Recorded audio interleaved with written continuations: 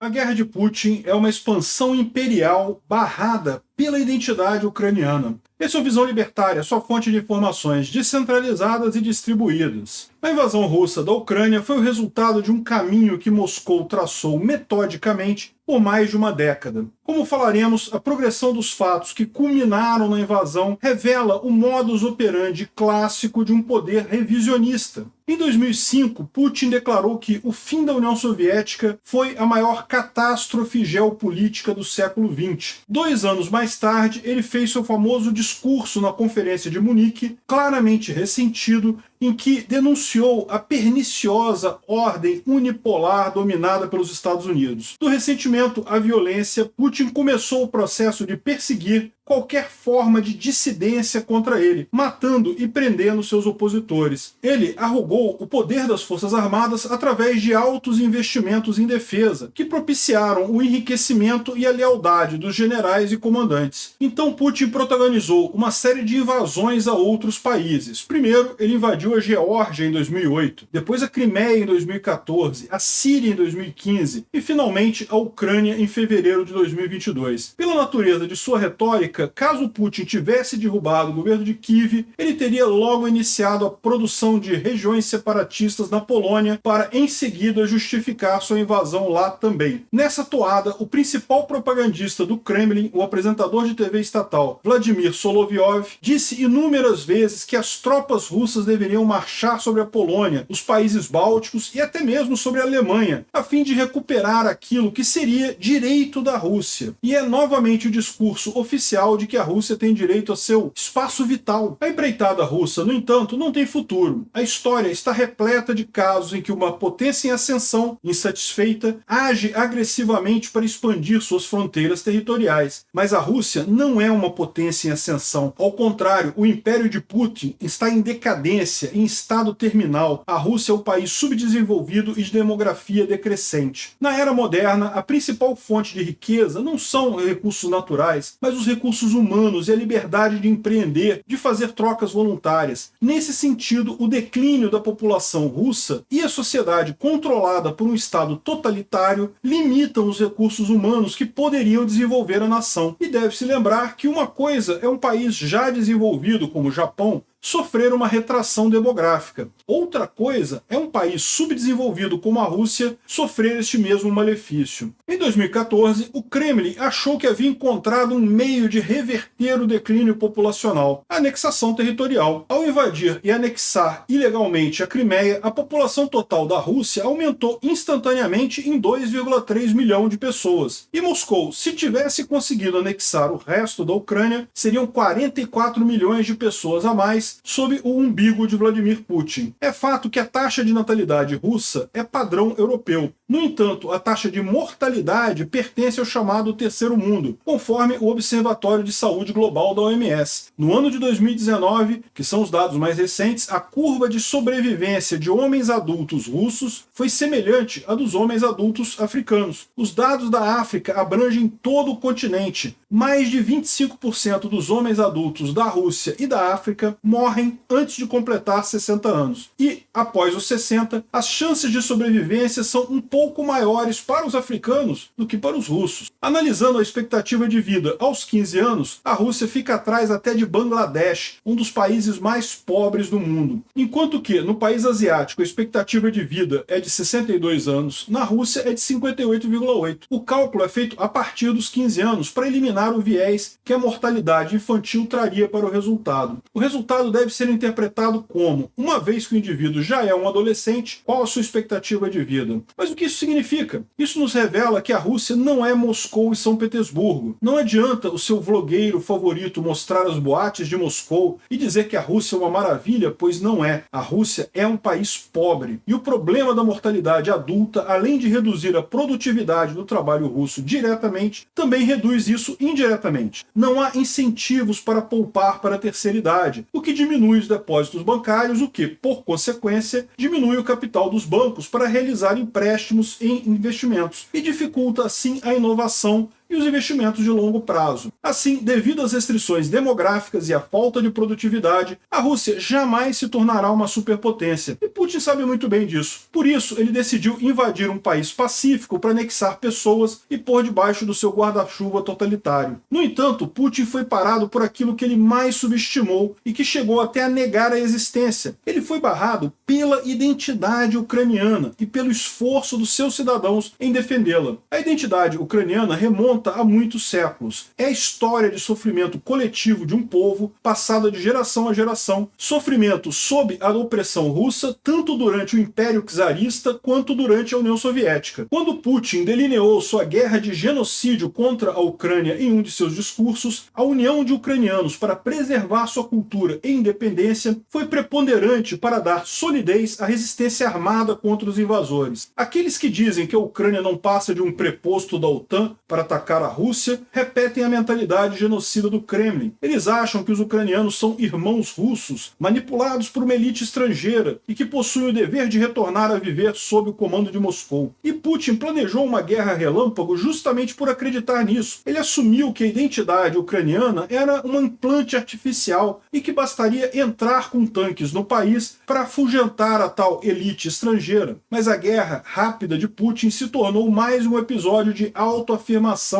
da identidade ucraniana, mais um episódio de muito sangue e opressão russa contra a cultura e indivíduos ucranianos. E como o plano do Kremlin deu errado, o improviso que se sucedeu acabou mostrando toda a mentalidade de Moscou de forma explícita. A propaganda oficial russa, introduzida para sustentar uma guerra mais longa, foi a de que o homem russo era másculo e se regenerava por via de luta, e que por isso os russos deveriam se voluntariar para proteger a mãe Rússia dos ucranianos. Os ucranianos, por sua vez, eram descritos como gays, nazistas, drogados, satânicos e efeminados, que representavam a degeneração introduzida pelo Ocidente, que, portanto, precisavam ser eliminados. Claro que esse discurso não convenceu muitos russos a se voluntariarem para a guerra, fato que resultou no anúncio da mobilização forçada pelo Kremlin. O início da mobilização acarretou fuga de centenas de milhares de pessoas para o exterior, e segundo palavras do próprio Putin, o êxodo foi uma autolimpeza necessária na sociedade, a qual a Rússia estava cuspindo traidores como insetos. E não tem como medir palavras aqui. É uma retórica eugenista.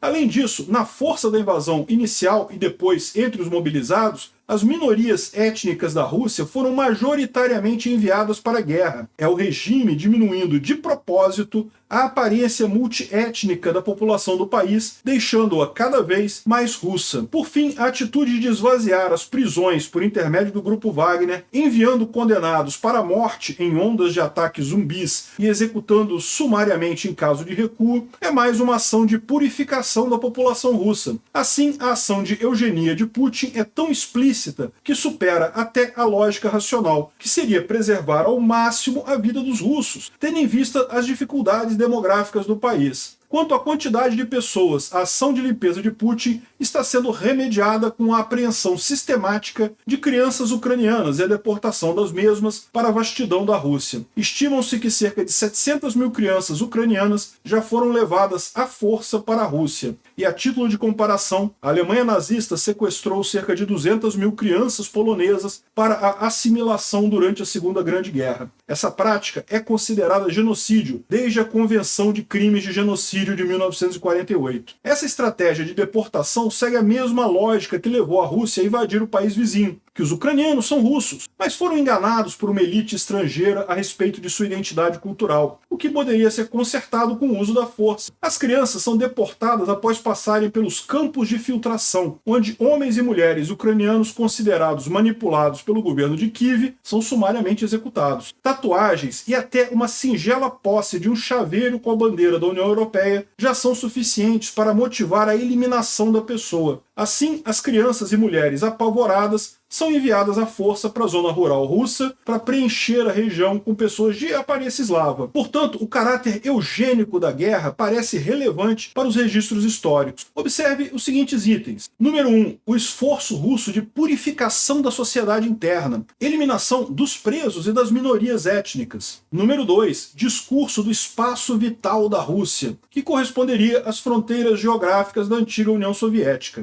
Número 3. Desumanização dos ucranianos com adjetivos considerados ultrajantes para os russos, como gays, nazistas, satânicos ou drogados. Número 4. Guerra de conquista e anexação territorial. Número 5. Utilização de campos de triagem de pessoas, de execuções e de covas coletivas para despejar os corpos. Número 6. Quando Putin anunciou a anexação dos territórios ucranianos, em setembro de 2022, ele afirmou que nenhuma regra se aplicaria à Rússia, pois se tratava de uma civilização especial. Isso nada mais é que o discurso da superioridade da civilização russa contra o Ocidente, o qual seria degenerado e afeminado. Número 7. Morticínio de civis como política de guerra. Não são efeitos colaterais, mas a escolha deliberada do alto comando das Forças Armadas russas. Número 8. Uso de mídia estatal para celebrar a morte de civis e estimular que pessoas celebrem ataques de terror contra as infraestruturas civis ucranianas. Número 9. Misticismo em que a Rússia vai recuperar a cristandade perdida da Europa. O patriarca Kirill convocou os russos à guerra, alegando que seria o caminho mais rápido para o paraíso. E número 10. O primeiro-ministro da Rússia, Mikhail Mishustin, assinou um decreto autorizando a construção de 3 campos de trabalho forçados, 2 em Luhansk e 1 em Donetsk. Portanto, diante de todas essas informações, é inegável que é a Rússia o país que mais se assemelha aos nazistas, não a Ucrânia. E enquanto a guerra da Rússia se baseia numa busca por um passado glorioso, os ucranianos continuam a se defender e a buscar um objetivo mais elevado, a liberdade, ter um futuro cheio de possibilidades. Obrigado por sua audiência. Esse artigo foi sugerido e escrito por Estação Verão,